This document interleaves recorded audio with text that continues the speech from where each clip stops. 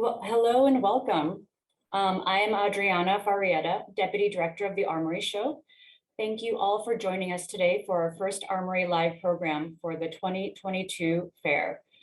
On Tuesday, we announced our exhibitors for the 2022 edition of the fair. We are delighted to have Carla Acevedo Yates, Tobias Ostrander, and Max Duran for today's discussion, in which the curators will be discussing their visions for the curated section's focus and platform. For the first time this year, the curators for the 2022 fair all come from similar fields of practice, that of Latin American and Latinx art. We do, however, want to mention that the curated sections this year are not necessarily focused on art from Latin America or Latinx art, and rather feature presentations by artists practicing in the global South and beyond. These curatorial perspectives remain increasingly relevant, as we will uncover today. Carla Acevedo Yates is the Marilyn and Larry Fields curator at the MCA Chicago. Previously, she was associate curator at the Eli and Edith Broad Art Museum at Michigan State University. She earned an MA in Curatorial Studies and Contemporary Art from the Center for Curatorial Studies at Bard College, where she was awarded the Ramapo Curatorial Prize, and a BA in Spanish and Latin American Cultures from Barnard College, where she received the Clara Schifrin Memorial Spanish Prize in Poetry. In 2015, she was awarded a Creative Capital Andy Warhol Foundation Arts Writers Grant for an article on Cuban painter Zilia Sanchez. Tobias Ostrander is the Estrellita B. Brodsky Adjunct Curator, Latin American Art at Tate. He is additionally curatorial advisor for the Aichi Triennial 2022, Japan. He is a former chief curator and deputy director for curatorial affairs at the Paris Art Museum, Miami. Tobias was a founding member of Tilting Access, a platform for artists and curators and creatives from the greater Caribbean region. He served as a director at the Museo Experimental El Eco and chief curator at Museo Tamayo, both in Mexico City, and associate curator of Insight 2000 in San Diego and Tijuana. He was a founding member of the Interinstitutional Museum of Hub, initiated by the New Museum. He has additionally held positions at 24th Biennial of São Paulo, El Museo del Barrio, and the Brooklyn Museum of Art. Our moderator, Max Duran, is a senior editor at Art News. Before I turn this conversation over to the three of them, some quick housekeeping notes. The chat function has been disabled, so please type any questions you have into the question and answer feature. We will have just under 10 minutes of questions at the end and hope to get through as many as we can. Finally, we hope that you will also join us for our upcoming virtual curatorial leadership summit next month on May 24th, chaired by Mari Carmen Ramirez, the Wortham Curator of Latin American Art at MFA Houston. Please keep an eye out for our invitation. Over to you, Max. Thanks so much, Adriana, for that introduction. As Adriana mentioned, I'm Maximiano Duran. I'm a senior editor at Art News. And I'll be guiding today's conversation between our two very esteemed curators. Joining me, Tobias Ostrander and Carla Acevedo Yates. So I want to start off the conversation by talking about today's title, which is called Intersectional Forms, Curating Across Shifting Cultural Landscapes. Our two curators came to that title together, and I'd be very curious to hear their thoughts on what the title means to them and how they apply it in their own curatorial practices. And we're going to start with Carla today. Thank you so much, Max, and thanks everyone for joining us today. So the interest in form is really something that I share with Tobias, and that we landed on this title that is Intersectional Forms. That for me is really part of my current research and extension of my curatorial work at the MCA Chicago. I'm organizing an exhibition that opens this fall in November that's titled Forecast Form, Art in the Caribbean Diaspora, 1990s Today. So it's a show that really examines the aesthetics of diaspora through formal concerns, so materiality and process, in a group of 37 artists through concepts of movement, displacement, and dispersal. And it includes artists from the Americas, from the US, Canada, the Caribbean, but also a few from Central America, South America, and Europe. So it's really a show that is trying to challenge and defy geographic, linguistic, and ethnic categories for the organization of artistic production, even if it's dialoguing with like a larger history of the regional group exhibition or the Caribbean group show in particular. And for me, in my curatorial practice, it's really important to complicate the relationship between geography, identity, place, and representation. And for these reasons, to include artists from different backgrounds and geographies is really important, but also to include a diversity of mediums and proposals. So you'll see, like in the focus section, there's a lot of abstraction, but also representation and conceptual approaches. So in that way, the intersectional, it's not only geographic and biographic, but it's also in terms of medium. And in terms of like the subtitle, like the shifting cultural landscapes, I think that for both of our sections, we're examining landscape as an ongoing social construction. And that's one of the running themes, both through my section and Tobias. Tobias, do you want to talk a little bit about how we landed in this title? That was great. No, I think, when we think about the term intersectionality, it's used within many academic spheres or within critical spheres about sort of how gender, race, colonial histories, environmental questions, inform a situation, or in this case, an artistic practice. And traditionally, those kind of crossings have often been placed within questions of identity or questions relate very close to the body, and we're trying to sort of move the conversation out of those spaces to think about how form itself, and I think Carla's project that she's working on is really highlighting that in the sense of formal aesthetics are affected by all these factors as well for each individual artist's practice. And so we wanted to highlight that, and also, kind of shifting cultural landscape. Yeah, there's a nod in the selection to landscape as this kind of counterpoint to the body, as a social construction, as Carla mentioned, that we'll see in the selection, but also kind of really trying to acknowledge that we are in a moment of change, and a very a moment where culture, institutions, the market are being affected by these questions in a direct way, in a newly energized way. So that shifting cultural landscapes really is referring to the now and what we see as a dynamic moment right now. Great. So let's move into each section. So we're going to start with Tobias's, which is the platform section at the Armory Show, which focuses on large-scale installations and site-specific works. Tobias, can you talk about how you approach this invitation to organize this section? You mentioned previously that you were starting to think through issues that are impacting sculpture today. Can you expand on that a little bit? Yeah, I mean, the limit, or the project is to work with large scale or site responsive sculpture. And so thinking about sculptural form currently, and what is the context in which sculpture is being performed and made and understood, I think we're going through this moment in which many public monuments, many public sculptures are being taken down or questioned within, as part of decolonial gestures, and thinking about sculptures that have come, public sculptures, usually figurative, usually male, usually in materials such as bronze or cement or marble, are being kind of challenged in various ways, and they have become kind of symbolic of a turn towards revising history, revising how we think about what we commemorate today. And so how does that environment make us, make artists working in sculptural material or in 3 dimensions, how does that affect their thinking about the materials, the context, the implications of the forms that they're engaging? And so, it's trying to articulate, be responsive to our political, social and aesthetic moment, but think through how its effects on actual the making, of the work. So that's and so it's called Monumental Change, my section, kind of playing with monumental in terms of the extent to which change is happening, and how monuments themselves have become very centered spaces symbolically of that change. So. And so we'll move on to focus, which is Carla's section, which will have about 30 gallery booths that'll have solo or duo artist presentations.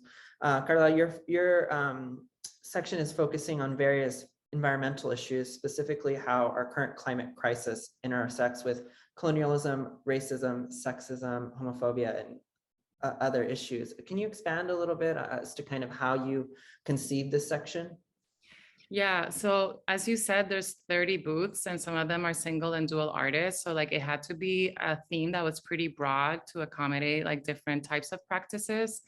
But first, before I go into the section, I really want to acknowledge how indebted I am to the artists that I work for and work with for inspiring me each and every day, specifically because I think that the exhibition that I worked with Carolina Caicedo at the MCA really inspires a lot of my thinking at the moment. And, you know, she's an artist that's thinking very deeply about ecological issues from an intersectional feminist perspective.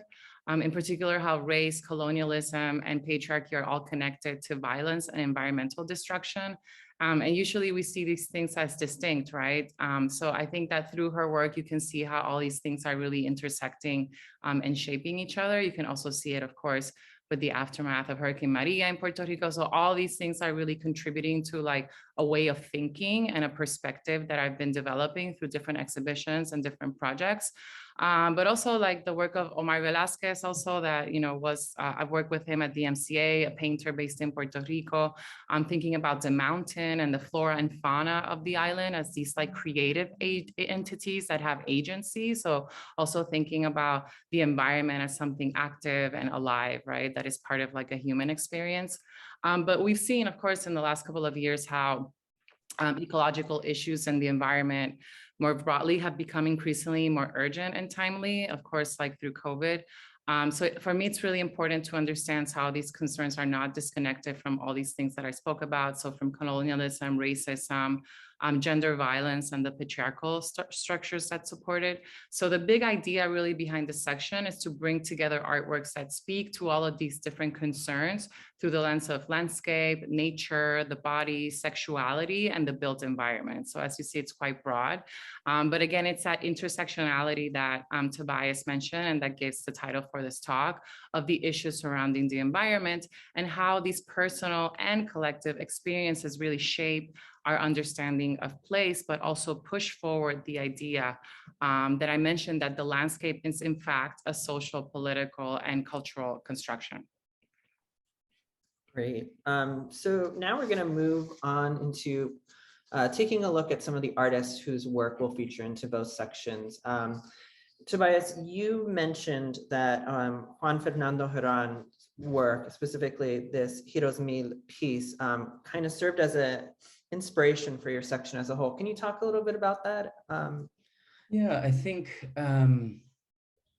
yeah, I mean, I should mention that, and I didn't mention what I said before, you know, a lot of this thinking about monuments is, of course, responding to what's happening in a US context in terms of Confederate sculptures being challenged, but also, you know, Teddy Roosevelt, you know, the sculpture being taken down in front of the Natural History Museum.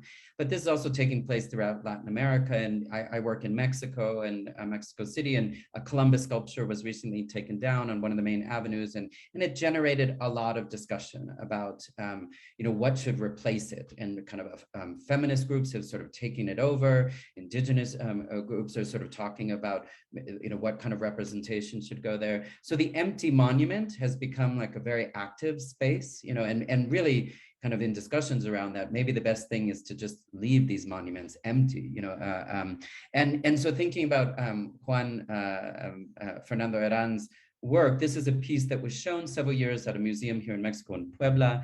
I had it in mind and I was thinking about it as, you know, it presents these sort of the bases of various monuments, but in a way it's a kind of a scaffolding around them that, and it kind of represents a process where they may be being built or they may be being just deconstructed in some way through this kind of this scaffolding made out of wood. He's talking about the experience of the centennial in 1910 in Bogota, in Colombia, really the formation of national identity around that these sculptures represent. But most of them were produced in Europe. Took a long, very complicated journey to get these sculptures to their spaces. So he's talking about those problematics, but they're also created originally in 2015 when negotiations around the peace treaties in Bogota, after the civil, drug-infused kind of wars in Colombia, thinking about that, who are the heroes of Colombia now, and how might how do we think about the legacies of these histories and what role heroes play in that? So all of that sort of inspired, and so we're very excited to be presenting 2 of these large-scale pieces in the Armory this year. And so the next slide is very maximalist sculpture installation by Ebony G. Patterson. How do you think that, how in your mind do the 2 relate to each other? This is the other work that really inspired my thinking around this. I mean, Ebony, she is an artist I've worked with extensively. We did a big survey of her work in Miami. She works between Kingston and Chicago. And this is a piece that she did for the last Liverpool Biennial, a really spectacular installation that hasn't been shown in the US. So when I heard that it was available to show, I got very excited because it's a major piece for her.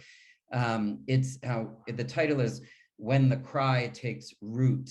Her titles are always quite poetic and beautiful. And here she's very much inspired by a phrase by Edouard Glissant, the Martinique thinker, who talked about within a Caribbean context or within context of colonial and landscapes, he says landscape is our monument. So thinking about a Caribbean landscape or a landscape that is indebted to the labor, the African diaspora, slavery labor, to the blood, sweat, and lives of, how that history has created the landscapes that we see, and how those landscapes can become monuments to that endurance of those populations. And so she's referencing this through the use of this incredible peacock that reference for her an experience in a place called Hope Gardens in Jamaica, a real colonial site. It's a public garden now, but it was a plantation.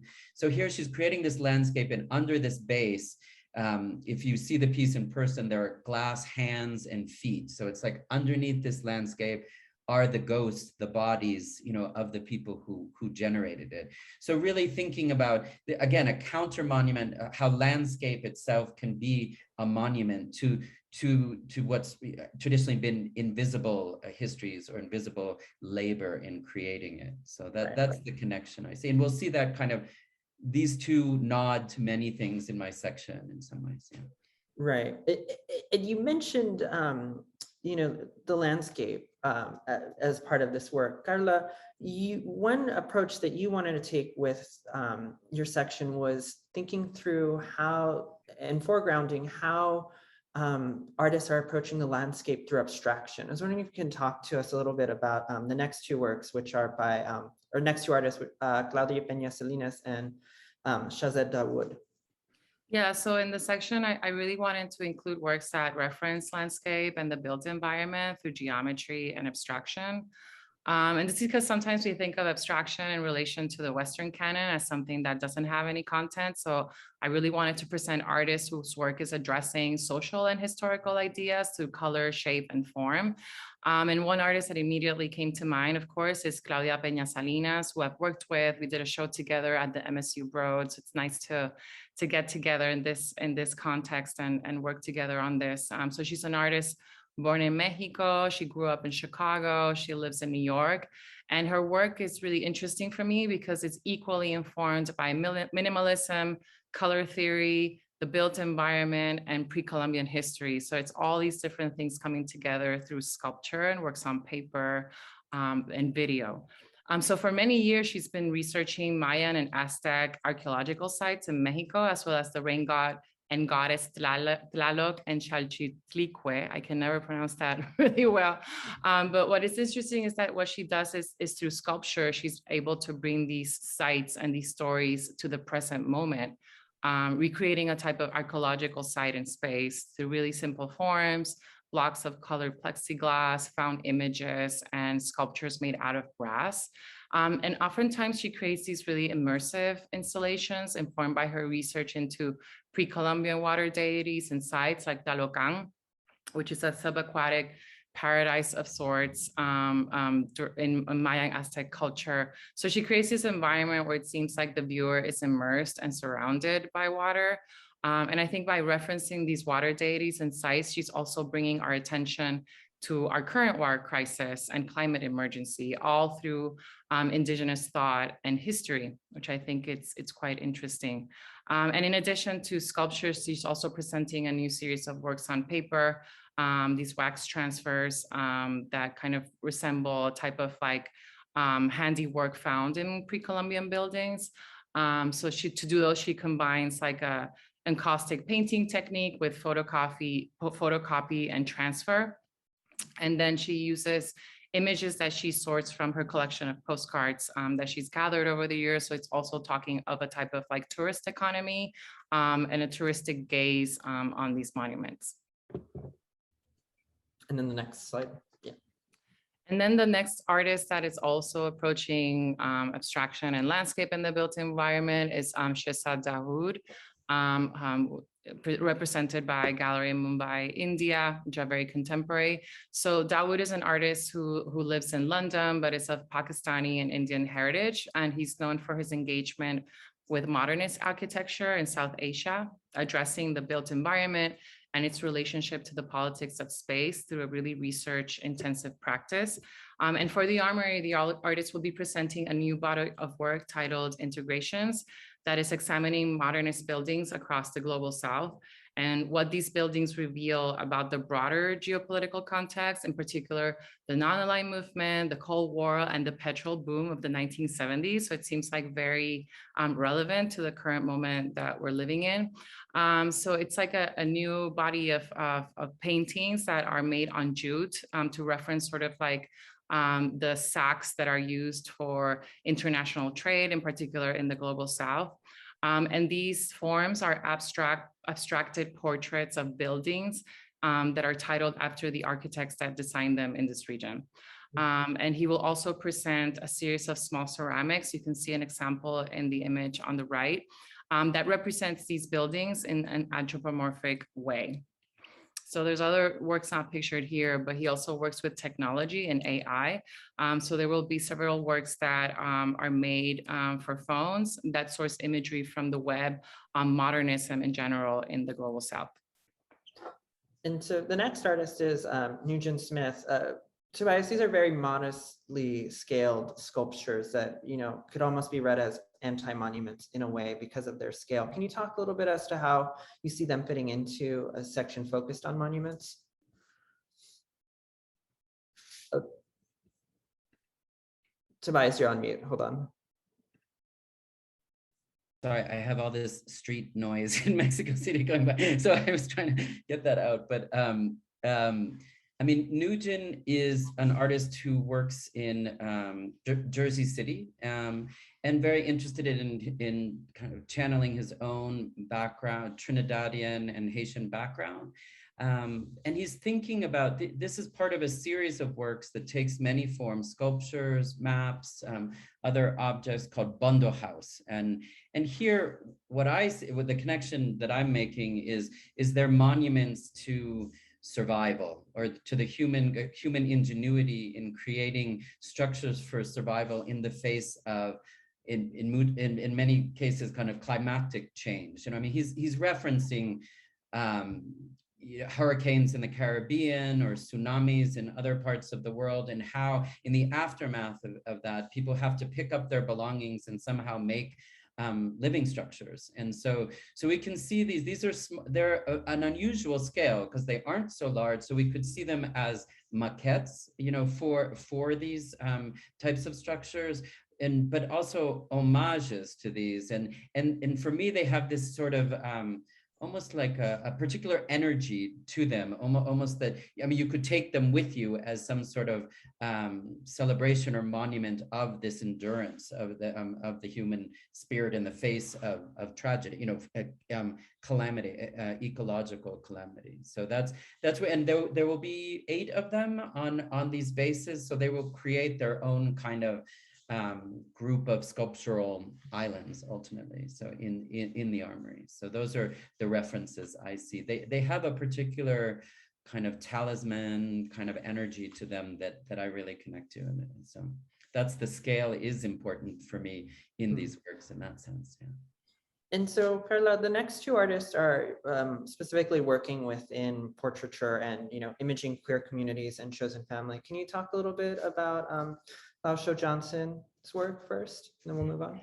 Yeah, I'd be happy to. So these are just 2 examples, but like in the focus section, there's very much like queer identified artists that are approaching landscape, portraiture, and figuration to sort of talk about this idea that I'm trying to explore of like the personal and intimate environment and how that's shaped by race, gender, and so on. So Laosho Johnson that you see here is an artist from Jamaica who now lives and works in Chicago. And I had seen his work here during COVID. I had seen his work in Puerto Rico a couple of years back, and I had an opportunity to do a studio visit. So the focus section really gave me an opportunity to really think about his work more deeply. So he's predominantly a painter, but also works in drawing, collage, and sculpture, thinking about landscape, the body, queer identity and sexuality, and race, all of this within the context of colonial and post-colonial sites and how they shape our approach to environment, both internal and external. And as you can see from the images here, he makes these really gestural and dynamic paintings that are really going back between abstraction and figuration. And I think that, you know, this oscillation between these 2 ways of working presents like a social commentary about the construction of identity and what it is to be a queer Black man, but also the construction of landscape in a way that you can't really distinguish one from the other. So you can really see how like the body is really the landscape and the landscape is the body. So it's really interesting relationship. And in the works that you see here, amidst this really kind of like painterly, colorful marks, you can see perhaps the silhouette of a face like in the right, or like parts of bodies like in the left. So really the body is framed by landscape. And when you see them in person, it doesn't translate well here, but you can really get a sense of the materiality of the oil paint and the materiality of color, which I think is quite interesting. And Laosho's work, when I saw it in Puerto Rico, it was definitely more figurative and really critiqued the construction of masculinity in Jamaica and the Caribbean more broadly. I mean, he's still doing that through his work. But I thought it was really interesting how his work has developed through the years, and seeing after he graduated from SAIC and seeing how the work became really painterly was really, really interesting to me. And the next artist, right, is beloved David Antonio Cruz, who I've also worked with before. He's represented by a local gallery here, Monique Meloche. And he's been engaging with portraiture and its conventions for a very long time, painting the portraits of queer, trans, and gender fluid bodies of color that have suffered race and gender-based violence. Bodies that have been murdered and lynched. So he has a very kind of potent and powerful work. But he really makes these like beautiful, lush and joyful and loving portraits. So out of these like very like really kind of tragic histories, he makes these like joyful portraits that are oftentimes in domestic settings that really celebrate and honor their lives. So they're not like victimized. And it seems like always they're like coming out of the shadows. There's always usually like a sort of Black background. So you can see these images and these portraits come alive. And in his most recent paintings, there's a continuation of a body of work that he showed here at Monique Meloche, and he started during COVID, where he's photographing queer communities to show the really familial and effective environments that create social belonging and community. And he picks one person usually and asks them, who is your chosen family and what that means to them. And that person chooses the people that he wants to be, or they want to be surrounded themselves with. So then David paints this like really colorful portrait, adding decorative elements, including patterns, colors, like other details in the clothing that reveal part of their identity. And it was really the pandemic that made him think about, what happens to a community when, the social bonds are kind of gone, like when you can't really see each other. So he's thinking very deeply about touch and ideas of support. Like you can see the figures are like holding each other up. They're like literally supporting themselves. And then just briefly, you can't see it very well, but he's doing these incredibly intricate and beautiful drawings that are predominantly in gray, black, and white that feature elements of the landscape sourced from his childhood memories in Puerto Rico. And featuring very prominently like the roots of a ceiba tree, and the ceiba tree that's endemic to the Caribbean, the Americas, and West Africa. Is really sacred to indigenous communities. But between the branches, you can see portraits. You can see the people kind of in between the branches and the landscape. But you really have to look closely. You have to work like really hard to find these figures. And I think it's really interesting as well how his work has developed during the pandemic to include more ideas about relationship between the body and the environment and the landscape. Great. And then we're going to move on to this great Novo work. Tobias, can you give us a little bit of background? You had such a wonderful explanation kind of for it yesterday.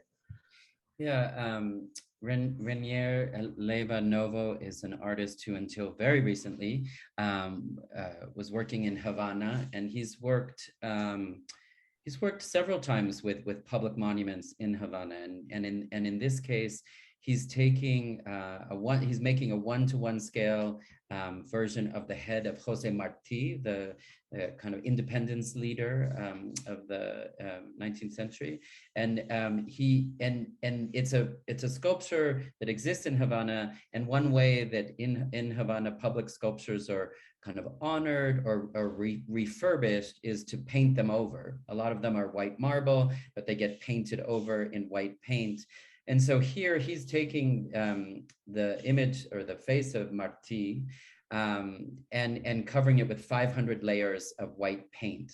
And so through that abstraction process, like the face becomes sort of deformed, and he's thinking about how these historical figures and their monuments are continually reinterpreted or used in various ways, honored, but perhaps manipulated in ways that are far from maybe what they intended, or just the fact that they mutate the meaning of what Marti means now and what it meant and what he meant in his own time shifts. And there's a nod to sort of honoring, critiquing, thinking about how legacies are used and abused in this piece. So, but the basis is kind of this interrogation with public monuments, using this kind of melting abstract form. So. And so the next two works, one by Julio Morales in Platform and one by Ana Teresa Fernandez in Focus, both deal with the US-Mexico border. Can each of you talk about how each of these artists contend with the border as a site? And we'll start with Tobias and the Morales work. Yeah, I think that's the next, let's see. Yeah, that should be the next slide. We were told they might go slowly. Yeah. There we go. There we go. This is sort of a render and some examples. Julio Cesar Morales, it was born in Tijuana, so he was born on the border, but he works in Arizona, and a lot of his work engages issues around the U.S.-Mexican border and crossings of the border. Here he's showing us in neon, in red neon, 3 renderings of the US-Mexican border over time, and a 4th future border. And so there's one from 1730, one from 1854, and one from 2022, and the fourth will be this kind of futuristic border. So, thinking about this in the relationship to monuments, the border as this kind of monument of US might and imperialism, you could say, and just through these very simple drawings in light, he's talking about that this has not been a fixed monument. This has not been a fixed border, that over time it has shifted and changed. And so sort of talking about it as an unstable site historically, but also its own potentiality, that kind of everything that we're bringing to the border now and doubling down on and strengthening the border from the US side. There's a history of ambiguity with this border. So he's stressing that. I mean, it is done in red, so it has this sort of kind of hint at the violence involved in these negotiations. But the future border is interesting. In his Arizona and New Mexico there's been a civil war in the US, and they have seceded and opened their borders to Mexico. That's what happens in the fourth one. So it's his own sort of projection of where we might be going with this line. And the piece is called La Línea, which is kind of a derogatory term, like for the border by Mexicans and Central Americans trying to cross the border. So that's his take on this history. And then there we go. Carla? Yeah, and it's so serendipitous, Tobias, that these two works kind of speak to each other. But Ana Teresa Fernandez, a performance artist, painter, and social practitioner from Mexico, but lives in San Francisco. She actually crossed the border when she was a child with her family. And at the Armory, we're presenting documentation related to a very iconic project of hers that started in 2011. That's titled Borrando la Frontera, or Erasing the Border. And it really speaks to what Tobias was talking about, the site as the border as an unstable site that is in constant transformation. So this project really started in Parque de la Amistad, Friendship Park, that's called, in San Diego. So it's a border site between Mexico and the US, which became a meeting ground for people across the border. And at the time, it was divided by a chain link fence and a monument, actually, and people could talk to each other, they could touch each other and exchange gifts. But then in 1994, a wall rose. And then in 2011, during the Obama administration, this really thick metal mesh was installed, and people weren't able to touch each other or exchange objects anymore. So Ana Teresa is really looking at how this site has transformed through the years. But it's also a community engagement project, and it's a really simple gesture that she's doing. So what she's doing, and you can see pictures here, is that she's painting parts of the border in blue, and she's dressed in heels and a short dress. So the wall really disappears into the sky. So it's a very simple gesture again, but that it really engages people's imaginations of what it could be through visual techniques. But it's interesting how, she speaks about how this very simple gesture of painting a fence has provoked so many adverse reactions from different anti-immigrant sectors of the country. So really looking at this project and its documentation and related works. Great. And how would you see her practice kind of connected, if at all, to Priscilla Munguet? The next slide, yeah. Yeah, so I put these two together because I do have a focus on women artists, women identified artists in the focus section. So two really strong women artists working within the tradition of social and political critique through a feminist lens, but they're both questioning, accepted notions around femininity. So Priscilla Monge, I think it's, in my opinion, one of the most important conceptual artists in Central America. She lives in San Jose, Costa Rica. I was very fortunate to visit her a few years ago in her studio. So very interested in her work, and I haven't had a chance to work with her yet. So this is a really exciting opportunity. And in her work, she's thinking about private and very personal experiences that extend to all women, focusing on the effects of structural violence against women, which I think it's a very relevant topic today, but also thinking about complex relationships between women's bodies and society, language, and patriarchal impositions on women's bodies. So she's doing all of this through a feminist lens. And at the Armory, we'll be showing a group of historic and recent works, including textile pieces with embroidered text, blackboards with phrases written by the artist, like the one that you see here, which says in Spanish, "I shouldn't sleep with art critics." So she's really like emulating like the school punishment on writing, that you're supposedly did something wrong when you were a kid, and they put you to the blackboard to repeat the phrase and write it on the blackboard again and again as a way to interiorize or convince yourself of not doing something. But in the process of doing that, and by creating this work, she's really, revealing the power of language and how language is used to discipline women. But we'll also be showing documentation of an iconic performance titled Bloody Day from the late 1990s, where Priscilla walks the streets of San Jose, Costa Rica, dressed in a pair of cargo pants made of sanitary napkins during her menstrual cycle. So you see the menstrual blood and, people turning around and so on. So she's really like transforming what is a biological female process, often expressed in secrecy and at times in shame in young girls, into a very public event. And we'll also be showing recent works by the artists thinking about nature and landscape. And I'm really excited to see those works in conversation with these more older historic pieces. Great. And so we're just past the 40-minute mark. So we're going to go a little quickly with the last few slides. But yeah, Tobias, can you take us away with Ivana Gote? Ivana Gote is an artist from Colombia, currently working in Paris, or for this year, he's based in Rome. And he works quite a bit with monuments, or thinking about deconstructing monuments. And that's a language that he's been investigating for a long time. And I was interested in this series where he's actually taken or it's a series of works that he's taken a statue of George Washington in bronze and cut it into various pieces, and it's been turned into planters. And there's a little bit of tongue in cheek here about what do we do with these monuments when we take them down. But it's also sort of this offering, as we sort of talked about early on, how landscape and nature can be a counterpoint to masculine kind of fixed histories, or histories of dominance, histories of violence.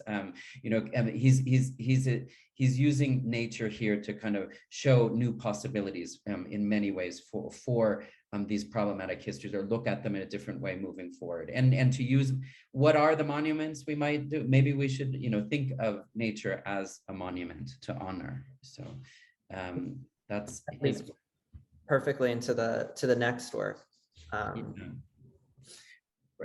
Roberto Jaucaya is a Peruvian photographer. And here, what we're looking at, what we're going to show at the Armory is, here you're seeing a gigantic photograph that's actually of a palm tree that comes down from the sky and then goes onto a table. We're actually going to show one of the ones on the right, which are these images of the Amazon, and it's going to be hanging from. I believe it's a 90-foot photograph. So, and it's going to come down from the ceiling and then onto a table. And here, what he's doing, or how I see it in here, is he's really creating a monument that honors the Amazon in its own terms, in its own glory, because he talks about these as, they're kind of rayogram. They're created with photographic paper by the light of the Amazon jungle itself. So he talks about the jungle is literally making these representations of itself. And so thinking about how we might honor this site, and in many political context, the Amazon is becoming almost like a figure, like a political entity that is being debated and negotiated and is becoming a player on the political scene. And so here, kind of thinking about how we honored figures before, in some ways it's the opposite, like nature or the Amazon becoming a figure to honor, to engage, and within our political dialogues around it. So in an effort to help the Amazon survive. So. And so the next several artists are, material and the materiality of what they make is very key to some of the works that will be on view at the Armory Show. Carla, why don't you start us off with talking about this wonderful artist, Feliciano Centurion. Centurion. So exciting to present works by this incredible artist. So Centurion was an artist who was born in Paraguay and who moved to Buenos Aires in the 1980s and who made works with repurposed blankets bought in markets used for moving and other practical things, but also for warmth and protection. And many of these blankets are painted with the flora and fauna, perhaps of his native Paraguay, but also embroidered with text, phrases that often allude to his queer identity, his sexuality, and his sickness and imminent mortality, as he was diagnosed and later passed away from HIV-related illness in the mid-90s. It's a really tender work, really incredible. And even if he was, making works while he was, like really ill, the works are really optimistic and joyful, which is quite special and incredible. And this whole idea of the metaphor of the blanket for me is quite compelling. So he's, an immigrant moving from this like subtropical area in Paraguay to a colder city such as Buenos Aires. So this idea of like searching for warmth, the warmth of his native country, but also the warmth of a queer community, right? So as a queer artist, coming from Paraguay, moving into the big city in search of the love and the shelter of a community of friends, I think it's such a beautiful work, very exciting to present him in focus. And then the next artist also focused on materiality, Julien Creuset, who's an artist that lives in Paris, but grew up in Martinique, working in a variety of media, sculpture, video. He's also a poet. He works with sound. If you can see like the very, very long paragraph here, is because his titles are poems. And this is really related to his interest in the Caribbean intellectual tradition, in particular, of course, Fanon, Césaire, and Glissant, and the right to opacity. So he's really thinking about the poetics as a way to kind of refuse to be categorized, or kind of this refusal to be fully understood or to have like a definite meaning. So again, he has these like materially driven, very expressive sculptures made with different materials, in particular pieces of fabrics and a lot of plastic, and arranged in a way that creates kind of a landscape. Like a lot of his installations include several sculptures that you see here that, are creating this type of like landscape of materials that are telling different stories. And people who come, can identify certain materials and can tell, kind of think about their own stories in relationship to the materials. And I see them in a way as like, digital drawings, the drawings in space. They're very technological, but they're made with like physical, palpable materials where the hand is very much present. So again, a lot of his recent work is coming from his research on chlordecone, which is a pesticide that was made in the US and used in Martinique and many other Caribbean countries in the banana plantations. So a lot of the forms that he uses in those sculptures are related to the geography of Martinique, the banana plantations, but also the history of the chemical palm composition itself, and the history of banana production in the region, and the sort of impact that this chemical had on the bodies of workers, but also on the bodies of the population in Martinique. Great. And so Sonia Gomez. Tobias? Yes, Sonia Gomez is an artist. She's from an area in Minas Gerais in Brazil, and she moved about five or 6 years ago to Sao Paulo. She works with torn pieces of clothing, and the clothing for her reference many different types of people, events. She's using lace, she's using like very cheap clothes and very fancy clothes, and using these wire armatures to twist the clothes or these fragments around them. And the sculptures really talk about absence and presence of the body is very present. She talks about sort of making them almost in you know, in a dance-like way when she constructs them. The diversity of the materials, or the fabrics and the colors of the fabrics. She talks about moving to Sao Paulo and being really interested in celebrating sort of the mixture of cultures that, you know, Afro-Brazilian, but, you know, Portuguese, you know, Lebanese, you know, within Sao Paulo. And so in many ways, sort of she nods to that experience of diversity within the population of her context. You know, I think she's an artist coming out of, you know, an Afro-Brazilian background, but really celebrating sort of kind of her own embrace of sort of a larger social context that she's now in. So. And then the next artist we mentioned at the beginning of the conversation, so Tobias. I mean, Carolina Caicedo, like, I mean, this Carla is the expert on her, so I feel, you know, but Carolina is just incredible artist. I was particularly interested in this series, which is called Mujeres en Mí, like Women in Me, where she's creating using really ephemeral materials, like, you know, found clothing. She's sewing onto the clothing the names of women artists who continue to inspire her. So it's very much a monument to women artists, and just the whole materiality of it is really this counterpoint to marble and bronze, and, you know, it's soft, it's you know, it's monumental in scale, it's large, but really thinking about the body, thinking about caring for the body, thinking about, you know, how women have been involved in embroidery, involved in creating, you know, sheltering the body in different ways. So but very much an artist paying homage and monumentalizing other women artists in this piece. Yeah. And that brings us to our oh no, sorry, two more. This is Carla's turn. Sorry, I did not have that in my notes, but let's go on. A sudden change, which is, I think Carolina's work is a beautiful segue to the work of Naomi Rincon Gallardo. I feel like these two artists like have to show together at some point. Yeah. As an artist, very interesting artist working in video and sculpture, that creates these fictional worlds or counter worlds, as she defines them, through the lens of history, Mesoamerican cosmology, anti-colonialism, and feminism very much.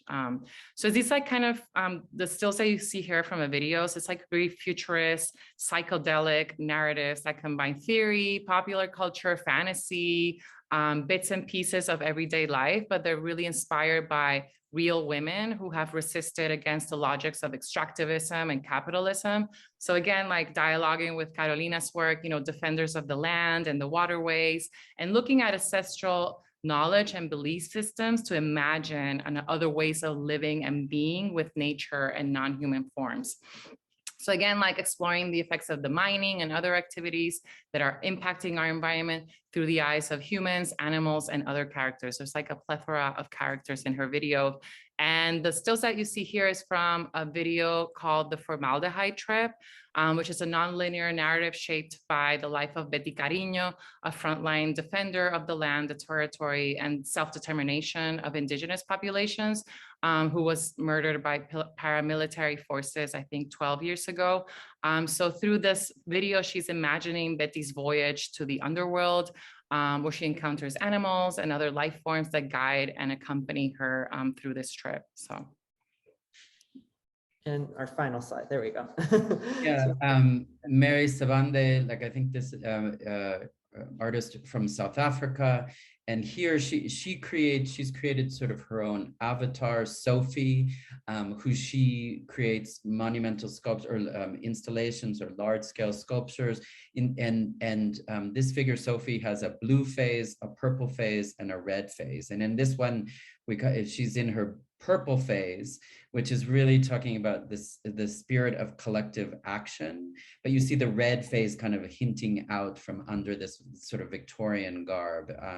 The purple color very much influenced by apartheid protest during the apartheid period. There was a protest called the Purple Rain protest, where protesters were shot with purple color to try to identify them after a protest. But then the protesters sort of turned these cannons sort of against the government. And so people got covered in this purple. So, and there was this phrase, the purple purple will reign, meaning there will be this change in government. So there's also in her work a reference to kind of the clergy, to royalty, that Black women haven't necessarily had access to, historically. And so this figure is stepping onto a plinth and becoming her own monument, and really kind of moving forward in this act of kind of contestation. And the red that's seeping out is like the red symbol of the heart, of passion, of blood as well, but sort of like moving through political action towards a potentially more holistic future. So a very nice place to start, and to stop our conversation in terms of, for me, like the monument, like this is another type of monument and sort of a corrective monument. Great, and I don't know if we have any questions from the audience. We are 5 minutes left.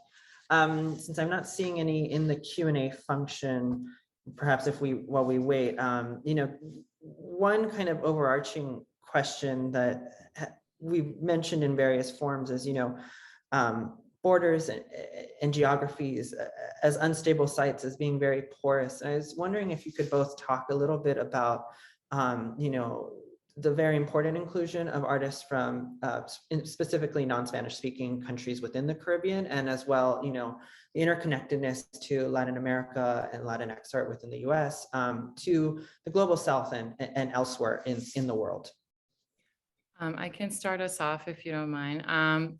So I'm from the Caribbean, and despite, Puerto Rico's colonial status, we are very much Caribbean. So like that has always been top of mind for me in my work.